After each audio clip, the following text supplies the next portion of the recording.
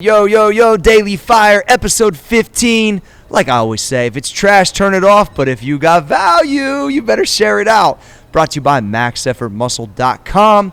And you are listening to the Business and Biceps Network. And we are here at the Arnold Classic. So I've been seeing some of my friends out here. And today, we have the ultimate stud, Travis Mash.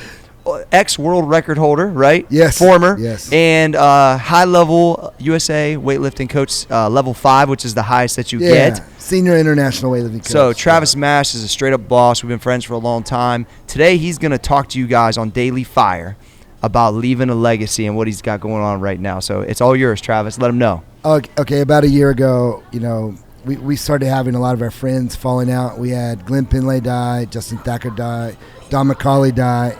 And it really made me reflect on, what do I want to leave, when I'm dead and gone. Your friends are literally just dying off. Yes. And two of them were my coaches and muscle driver with me. I'm the only one left. Wow. So that scared me. And then I started thinking, I'm not really afraid of dying. I'm just afraid of not doing something while I'm on earth, Yeah. And so when I'm gone, I'm like, what do I want people to remember me for? And so you start thinking, well, what's your legacy going to be? And then, therefore, I want to leave the strength conditioning world better than I found it. Yep. And so I started thinking, what could I do? So then I'm like, I want to answer the absolutes. We fight over certain things that no one can prove, like plantar flexion in the daggone pull. So I'm going to find that out. And then we talk about individualized programming. How do we want to perfect things? So I started thinking about athlete testing. I want to leave athlete testing better than I found it, so we can perfect programs as much as possible. Then the art comes in. So that's where I'm at. So therefore, I started making decisions based on that. So then I started talking to different universities about starting a university weightlifting program. So Lenore Ryan is the one who picked us up, and they were very progressive.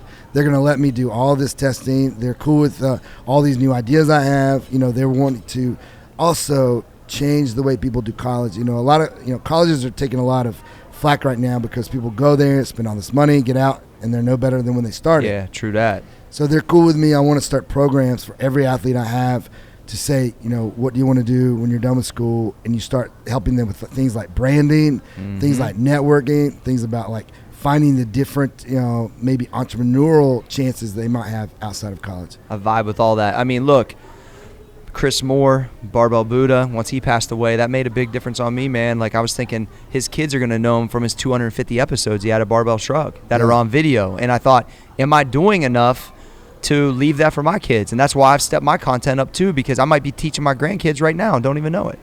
I'm hoping that we all are. That's another thing. My wife actually bought me this online.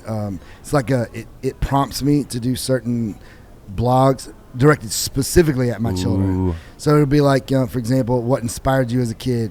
How was your relationship with your grandmother? And like for that one is a major one because my grandmother was pretty much everything to me as a kid. Yeah. She is the bright spot of my childhood.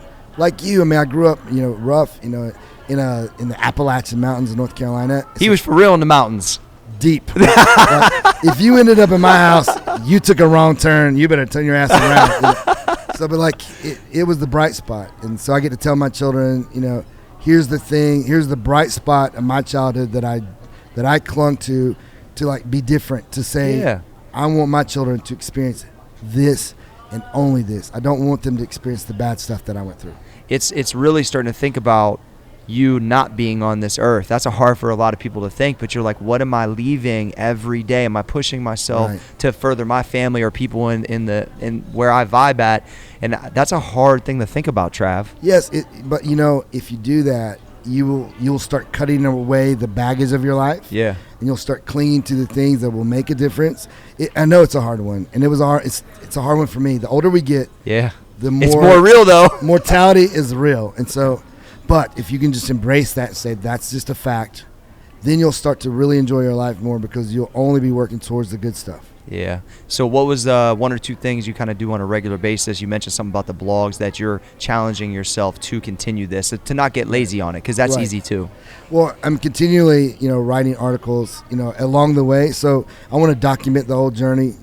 Right now, we've already started working on testing. Like, for example, Omega Wave is a really cool instrument that, measures the DC brainwaves, measures the echocardiograms, heart rate variability, and within that, all three of those is a different aspect of being ready. Yeah.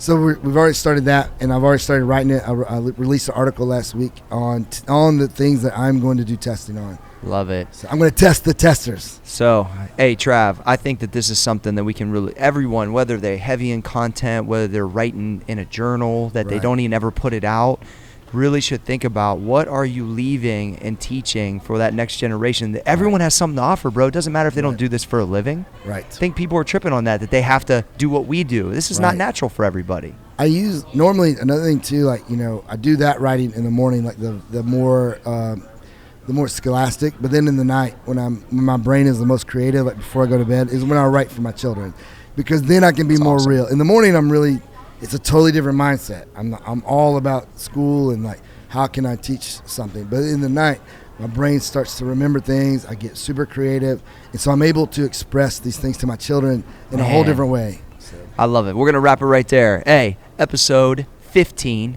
Daily Fire. My man Travis Mash laying down knowledge. Y'all got to think about this. This is huge to leave a true legacy to your family and others that are paying attention. Brought to you by MaxEffortMuscle.com. You're listening to the Business and Biceps Network. And like I said, if it had value, share it out. I know you didn't turn it off. I'm out. Peace.